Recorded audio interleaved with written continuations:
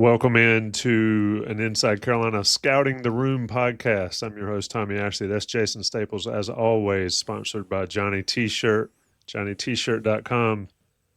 If I start talking about balls and strikes or foul Don't even tips or get us errors, started. if I Or do it, I'm errors. sorry. I'm sorry. It has been a long baseball season.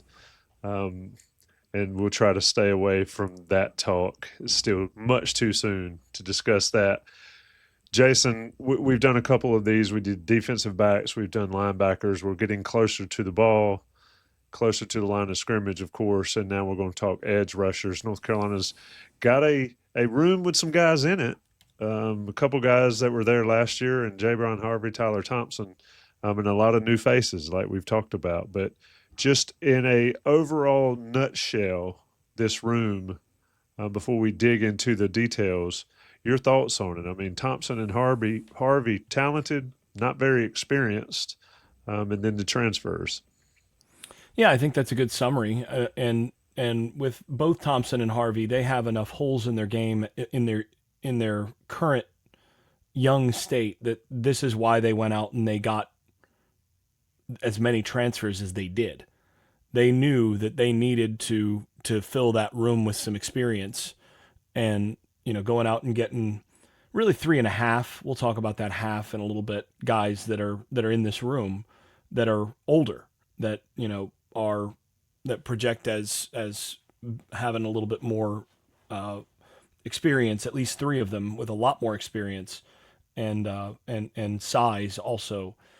They wanted to make sure that this was a little bit healthier room. Obviously, the departure of Bo Atkinson is kind of the elephant in the room, or the elephant that's no longer in the room, and that hurts a lot because I think if I was grading this group with Bo Atkinson in this group, I think you're probably looking at top 4 or 5 group in the ACC, maybe better. You're looking at losing that kind of guy because he's a guy that's proven. He in the ACC. He's gone out there and he's done it. He's he's been able to swing inside and outside. He's been able to do a decent amount of damage and make some splash plays. And that would give you 4 guys that have experience, that have size and some versatility, and all of a sudden you feel really good about that. Now, interesting question is whether they go and get Smith Vilbert or you know at all if they have Atkinson on the roster. My guess is that they still would have, but ultimately you don't have him, and now you're in a room where it's just a lot less proven for several reasons, and you're kind of rolling the dice a little bit with this room. But there are bodies, there is some talent there. Like I said, if they'd had just one guy more with proven ACC experience and more splash plays in his past, you'd feel really good about this room, I think. Yeah, let's look at it. And we, of course, covered Bo Atkinson's departure. And not only you lose Bo Atkinson, you lose Kamen Rucker, whose eligibility was up. So you lose 2 proven guys there. One that you would have liked to have seen stayed. You understand the nature of the beast and how things work. And you'll never hear me blame a young man for whatever reasons, and certainly not the betterment of themselves, especially in this day and age of everybody wanting to get theirs. But let's talk about Hate the it. And if you game, not the player. And exactly, and I don't forget, mean, they also lost Des Evans. yes, absolutely. Another guy that graduated. And a lot of people didn't care for him a lot and maybe didn't think he lived up to it, even though I will never forget, and this is an aside, I will never forget when he got downgraded to a 4 star. People lost their cookies about that. And I tried to tell people, and other people tried to tell people that that was a fair assessment. But anyway, I digress. Let's talk about this room. If you've watched these last couple of shows we've done, we're doing it a little different. It's not going through piece by piece of Jason's scouting reports. Those are on the Tar Pit Premium message board, and if you're not on there, you need to get on there. But there are detailed breakdowns of each player we're going to talk about, except guys that don't have any snaps or very few snaps. So we're going to do it as we did the last two in maybe superlatives. We'll call it that. And we're going to start like we always start on these shows, or at least this is the third time we're going to start this way. And it's the alpha in the room, Jason. We've got guys to choose from. You've scouted them. You've done your extensive work on them. Who's this year's alpha in the edge room? I think it's going to depend a little bit on health, but presuming full health, let's just say that all the guys in the room stay healthy enough to play all the games and be themselves, then I'm going to go with Pryce Yates. I think he's the best of the bunch in terms of as a pass rusher. He's the guy that's probably most likely to produce splash plays of the group. He's the most explosive of them. And I think you're more likely to hear his name called in some of those noticeable situations than anybody else in the room. But it's pretty close on that. You've got a couple other guys that are going to contend for that. The other thing is that Yates was there for the spring, which matters, and he's got, I think, he's got a bunch of snaps under his belt. 1,427 snaps under his belt at his prior stop at UConn, whereas Smith Vilbert has 6 years of experience, but only 580 snaps, and Melkart has 721. So I mean, Vilbert has more snaps than those two combined, or that is, Yates has more snaps than those two combined, and he's going to be, I think, the bell cow of this group. And if he's fully healthy, I think can be a really productive player in the ACC. He's already had success against multiple ACC teams. You saw him against UNC in the postseason exhibition game in New York. You saw him against Boston College the last 2 years. So he's had some success against ACC offensive lines. So that's good. The real issue, the real question with him is he got injured before the 2024 season, and he was not the same player when he returned for the second half of the 2024 season, and he was not as explosive or just generally dominant against North Carolina in the postseason game as he was in his appearances in 2023. So the question is he going to get back to that 2023 form? And if he does, I think you've got your clear bell cow. But he missed a bunch of time in the spring too. So the real question, the biggest question with him is health. And if he is fully healthy, full go, and he is back to his pre-injury form, maybe even better than his pre-injury form with a good offseason of conditioning, you're looking at a guy who's gonna make some splash plays over the course of the season, and in a lot of ways has a lot of similarities to what you lost in Bo Atkinson. It would have been really nice to have them both, but he has a lot of similarities there, and will help people forget about that loss because he's a good player. But again, that's all dependent on him regaining his pre-injury form and maybe a little bit more. Best ability is Availability. And Carolina certainly will remember what he did to them and it was in Boston. Don't you throw any New York slander on that Boston Fenway Park Bowl. I mean, that was... Oh, that's right. It wasn't the Pinstripe Bowl. That's right. It was the Fenway Bowl, the epic playing in front of the Monster Bowl. But Pryce Yates, Jason's alpha on the edge room. Let's switch it up. We always go in order. I'm not going in order. I'm rebelling. I'm going young buck to watch, young player to watch here. North Carolina, obviously, the transfers are older. Pryce Yates is the experienced guy. Vilbert, Melkart are a little less experienced, but Tyler Thompson, Jaybron, and Harvey, of course, are the young guys in this room. Jason, you're a young guy to watch. It's really a tough one to choose between these two guys because they both really, their development has mirrored each other more than you'd kind of expect, I guess. But they've kind of been on a very similar track. I'm going to go with Tyler Thompson out of that group just because I think you're looking at somebody who's got just a little bit more in terms of the tools. He's longer at 6'4", and he's a little longer armed, I think. I think he's a little more fluid athlete overall than what you get with Harvey.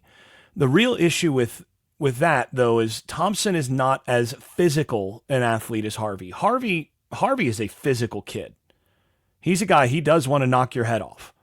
And I think he's one of those guys where a lot of it's about the light bulb coming on for him. I felt like last season he played kind of robotically, like he was still, it's paint by the numbers situation of like, my assignment is here, must go here. And he's thinking through every moment. And you can't really see a guy like fully release his athleticism and all of that in that situation. And I wonder if he can get the confidence and really get the sense of the defense sort of internalized, whether or not that unlocks some of the athleticism that, he showed when he was at Southern Durham, which by the way is a very physical program. I mean, I coached at Southern Durham. I know D-Rob and those guys are going to have a physical defense and a really well-coached defense all the time. So he's a guy that likes contact and all that. Whereas Tyler Thompson, I think he's more of a guy that I think he's got a little bit more fluidity. I think he's got more length. He obviously has more length. I think he's got a little more pass rush juice. But for him, he's just got to get the physicality part of it down and become more reliable on kick out blocks and holding the edge and setting the edge and different things like that to really take that step further. I think really both guys are about a year away.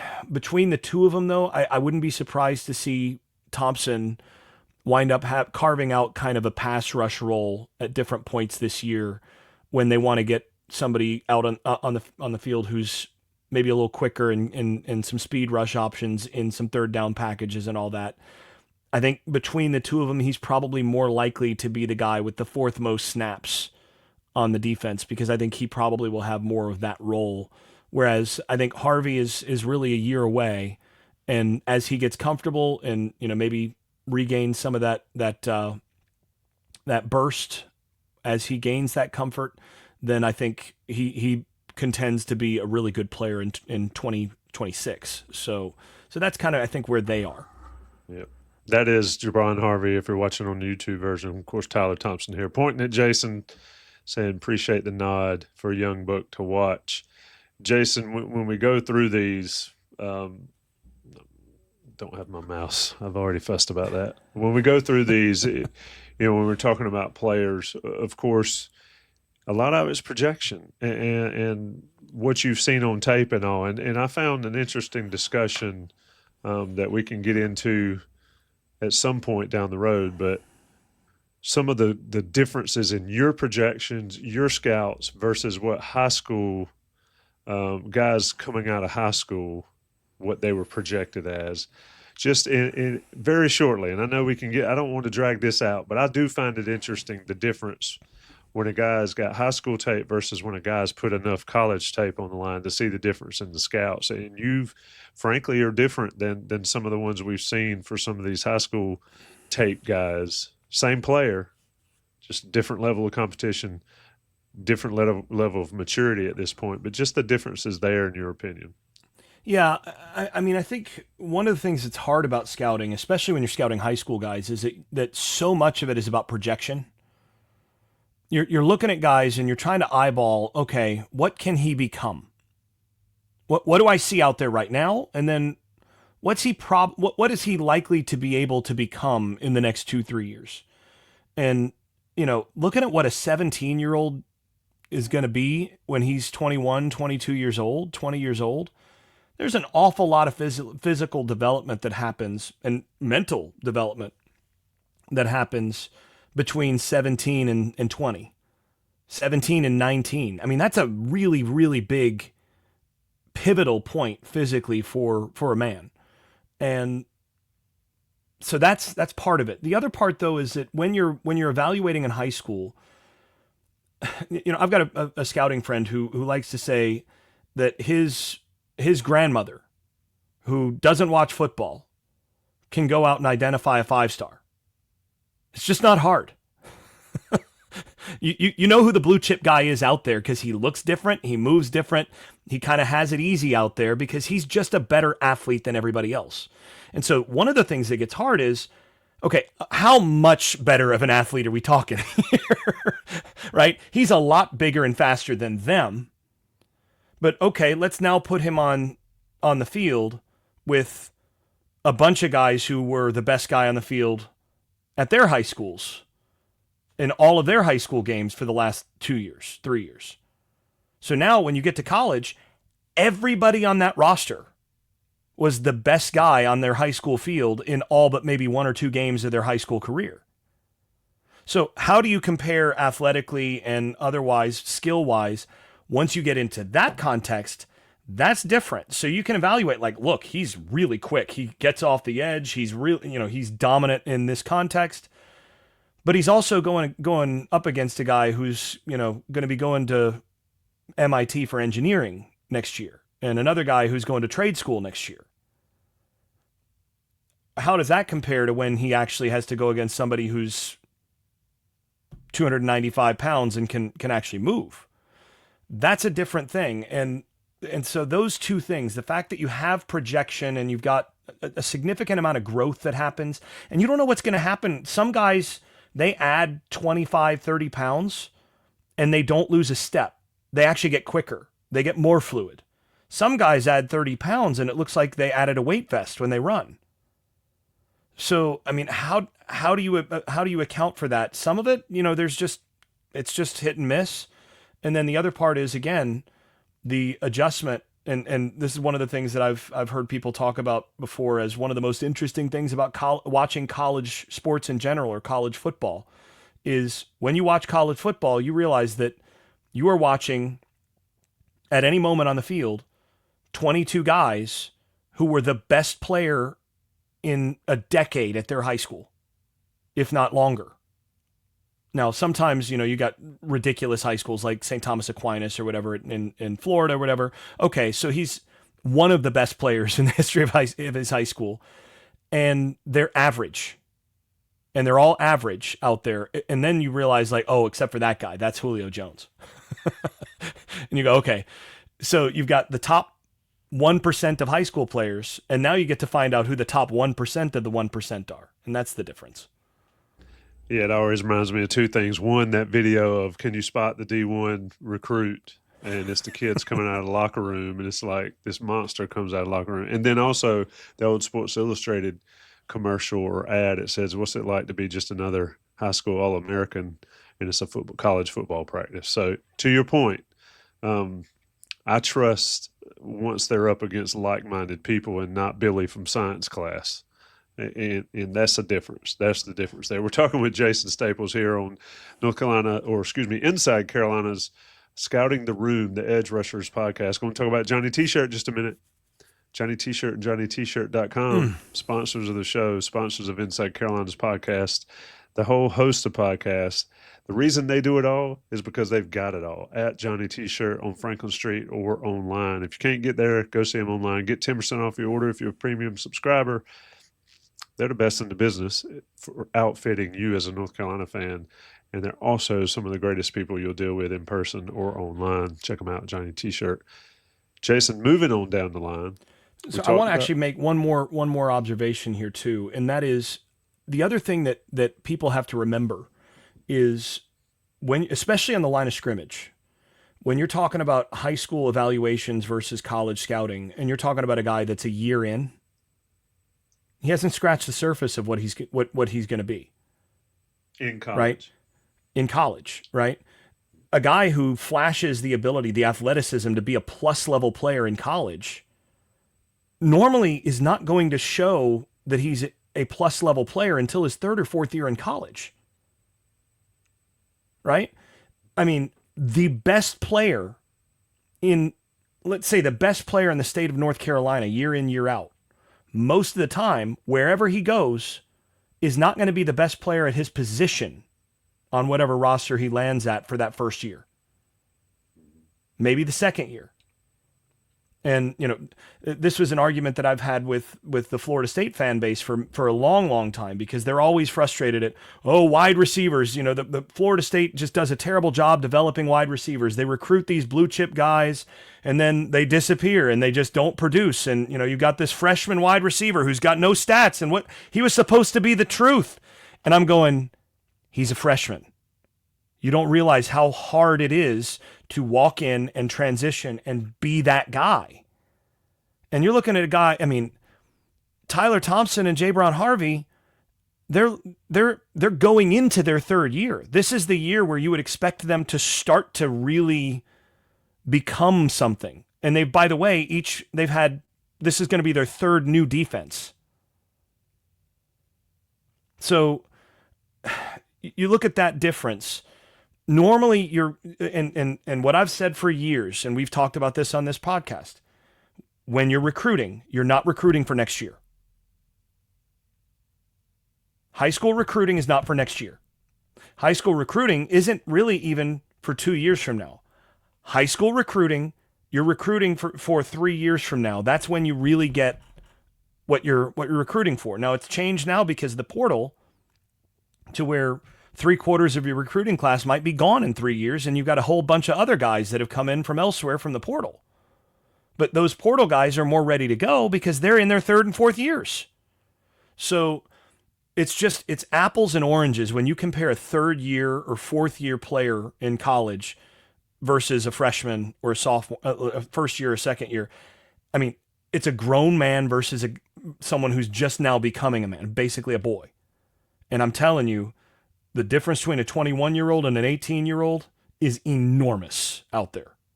I was a walk-on and I was a bad football player at Florida State. We brought in the number one corner in the country the year after me. And I ran circles around him on the practice fields after he arrived that first year because he just didn't know what he was doing. And I was a second-year walk-on who was bad at football. But 1 year experience makes a big, big difference. Year after that, yeah, he's going to more than catch up, right? That's the difference. So, that's just college football, guys.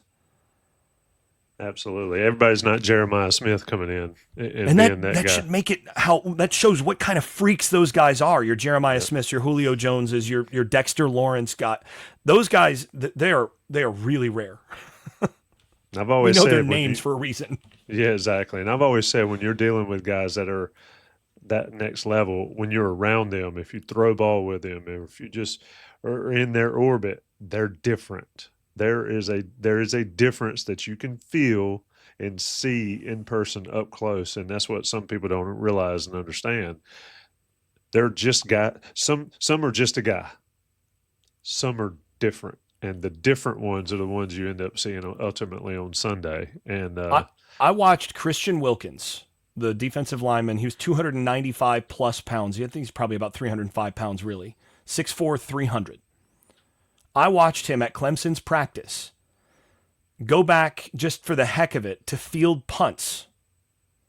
And I watched him take off at a kind of a short shanked punt. And he ran probably 25 yards and caught the football on a dead run right at his knees. Did not lose his balance, then made a move and then looks at everybody on the sideline as he makes a move to go by all of us and goes, "These hips don't lie," and shouts out, "These hips don't lie." And I'm just sitting there going, that dude is 300 pounds and just caught a punt on a dead sprint that most wide receivers or DBs would have had trouble tracking and catching. And he did it and made it look like he was playing catch out in the outfield. And then made a move like as he caught it just for the heck of it, like spun. And it's just like, okay, that guy right there, that's a 10 or 12 year NFL player on the defensive line. That's what that looks like. Yep. Absolutely. And like I said, different. And there's no other word for it, just different. And the difference is massive. Let's move on down the line. We talked about the alpha. We talked about the young guy. Let's go time to prove it. North Carolina's edge room rushers. There's 5 that we've got queued up in the scouting reports, Jason. Which one is it time to show and prove on the field? You could choose either of the Penn State players for this one, but I'm going to go with Smith Vilbert. This is a guy, he's been in college since 2019. He's one of the last of the COVID-19 years, right? I mean, this guy, he has made a career out of college football. I mean, there's one thing to have a college football career. It's another thing where, you can list that as your career. And, he's going into his 7th year. He's only had 580 snaps in his first 6 years. So he's got to stay healthy. He was not healthy 2 years ago. He came back last year and was a contributor and made some plays. But look, it's put up or shut up time for him at this point. He's got to recover his pre-injury athleticism. Similar thing with Pryce Yates, and he's got to demonstrate that sort of the body. I mean, look, he looks like he was designed to play defensive end. He's 6'6", 280. He's probably going to play at about 285. That's a big man. He's got some length. He's got some pretty good athleticism, but he's never been anything other than a backup. He's the guy that, he's kind of squarely in that this is your contract year. This is your prove it year. Can you live up to the 4-star recruiting hype that you had out of high school and really become the guy that you were supposed to be? And there's a chance, but either way, North Carolina needs that from him. I think Mapoye is another guy that you could put in that class as a prove it as well. But I think he's got another year as sort of to get there. He's kind of still in development, and it's not even clear for him whether he's going to play inside or outside. I mean, he'd gotten moved inside by Penn State, and I think he's going to be a guy that is going to be interesting just to see where he winds up and what they wind up doing with him. And I think it's more of a developmental year for him this year than it is for Smith Vilbert. And for Vilbert, it is absolutely a prove it year. Yeah, it is. He's had a long time. He needs to step up. And, hey, lots of people go to college for 7 years. Hey, 100%. My recommendation for folks is unless you got this massive job that you're going to be making a ton of money, stay in college. It gets no easier than college life, no matter what. You missed your Tommy Boy opportunity there, by the way. Well, I'm keeping this. We're focused right here. I'm not going to get off the rails totally. Let's go to breakout player here. Breakout player, and this probably could be on the same thing as you got on Vilbert. Let's talk about.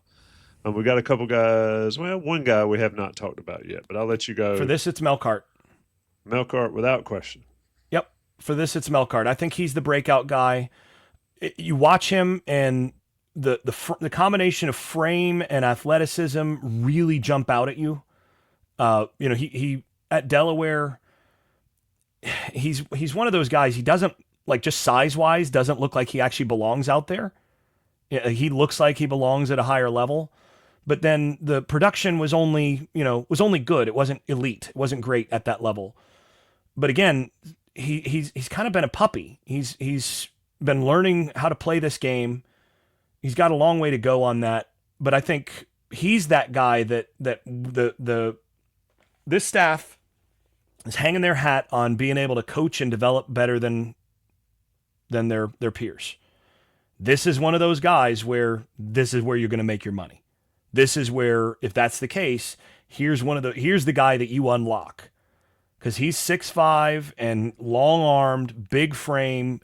He can carry 270, 275 without too much difficulty, and he's got some burst to him.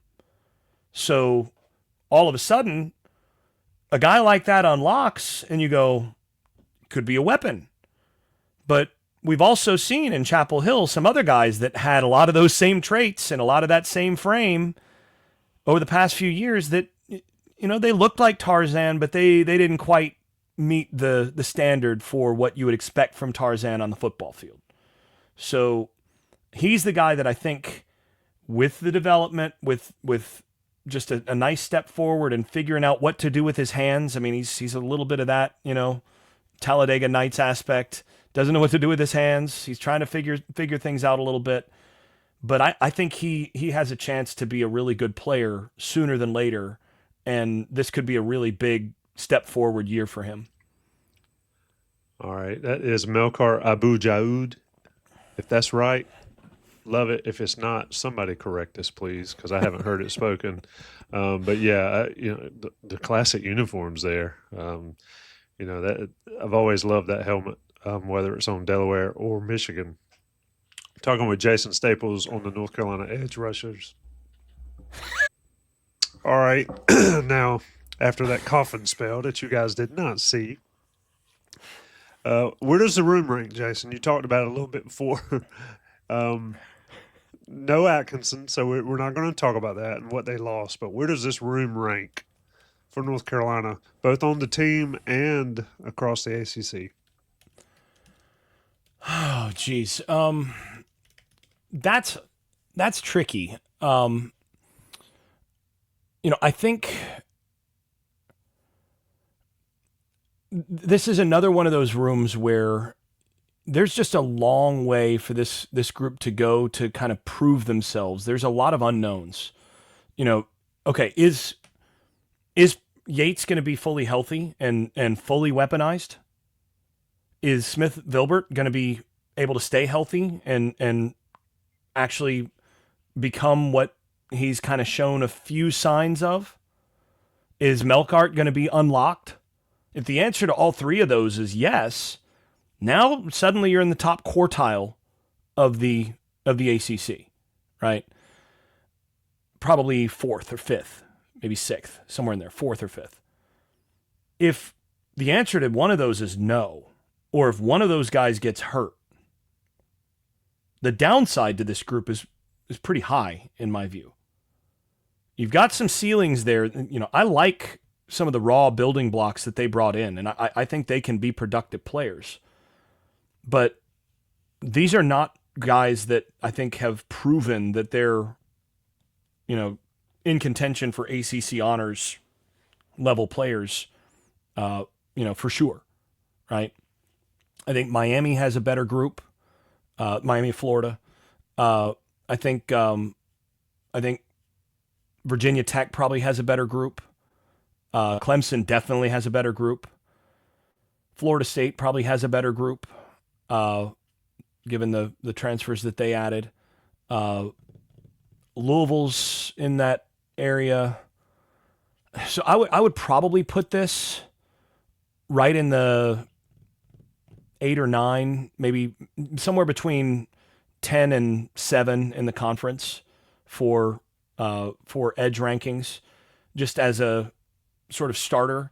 But I do think that the delta there is higher than normal, because that's kind of where I would average it. Somewhere in there, let's just say the 8th or 9th best defensive edge group in the conference. But they could be as good as, say, the 4th or 5th, or as bad, with one injury or a couple guys just not taking that step, as bad as maybe the 13th or 14th group. So, I think you do feel good about the overall number of bodies and the athletes in here. There's not a player in here who's not a good athlete. Every one of these guys is a good athlete. Every one of these guys can play Power 4 level football. Every one of them. They're all, guys that are strong enough and fluid enough and all that to play. But like you said, there's also, that guy where you go, mama, there go that man, and they don't have one of those, I don't think. And the closest that they've got to that right now, at least as a pass rusher, is Yates, and he's a guy that we're still not 100% sure where he's going to be in terms of whether he's going to fully get back to pre-injury form. So we'll find out, but I would put them right in that sort of middle of the conference area. A lot of questions. Need some help. Need some luck. If you're in North Carolina, need the guys to stay healthy and produce. That is Jason Staples. I'm Tommy Ashley. We've been talking about North Carolina edge rushers. If you have not checked out the scouting reports on the Tar Pit Premium message board, go do so. There's plenty of them there. There's also an index that has all the past ones. You got defensive backs, linebackers, edge this week. defensive tackles next week, and then we'll get into the offense. Ton of work goes on at Inside Carolina. The motto is there is no offseason, and certainly no offseason for folks like Jason Staples, Don Callahan covering recruiting on the football side, and everybody else. Plenty of stuff going on, plenty of reasons to stick with Inside Carolina. And comment on this message board thread. Let us know what you think about these. If you have any questions, Jason will be around to answer them.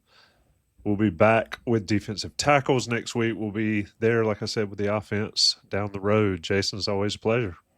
It was really a pleasure there, Tommy.